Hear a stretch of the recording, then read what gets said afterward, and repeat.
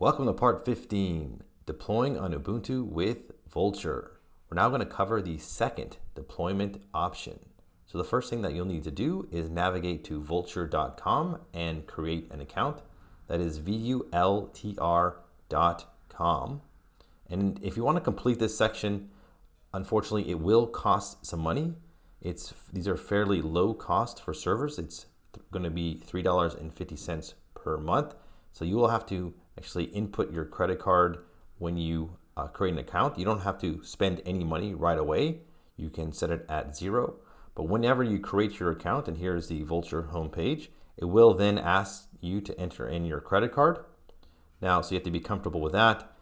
There is no immediate cost, so you can select 0 whenever you create your account. But if you want to launch an Ubuntu server, which will be one of the first steps, then you will have to pay. So you have to be willing to do that.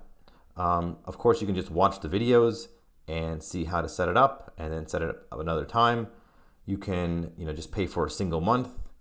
You might get lower cost if you just set it up and tear it down after just a few days. So there's different options here. So this is a part of the course where you have to spend a little bit of extra money in order to complete.